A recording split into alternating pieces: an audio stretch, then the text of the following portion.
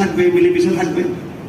পরিষ্কার লেখা আছে যেখানে মুসলমানদের রাজনৈতিক ক্ষমতা নাই, যেখানে মুসলমানদের খেলাফত ব্যবস্থা নাই, কিতাবে এইভাবে লেখা আছে, ফিকহের কিতাবে লেখা আছে। আমি একজন নগণ্য একজন ফিকহের ছাত্র হিসেবে, একজন মুফতি হিসেবে আমি কথা আপনাদের সামনে তুলে ধরতে চাচ্ছি যে ইজা লাম ইয়াকুন লিল মুসলিমিন ইমাম, মুসলমানদের কোনো আমির নাই, খলিফা নাই।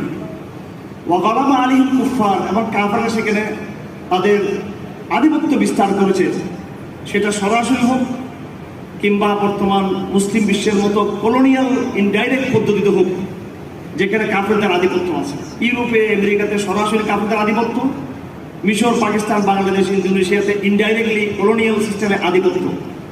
দুটো অবস্থাতেই এখানে খিলাফত বিরাজমান নাই, ইসলামী নেতৃত্ব এখানে নেই বিদ্যমান।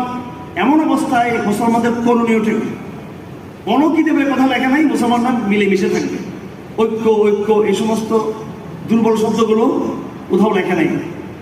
বড় মৌলিকভাবে বলা হয়েছে এই কথা যে তখন মুসলমানরা অরাজনৈতিক উদ্যোগের মাধ্যমে, সামাজিক উদ্যোগের মাধ্যমে বিতরাজিল মুসলিমিন, পারস্পরিক সন্তুষ্টির ভিত্তিতে মুসলমানরা একজনকে তাদের সামাজিক আমির নির্বাচিত করবেন, যিনি মুসলমানদের ঈদের নামাজের ব্যবস্থা করবেন, জুমার ব্যবস্থা করবেন, মুসলিম সমাজের শান্তি শৃঙ্খলার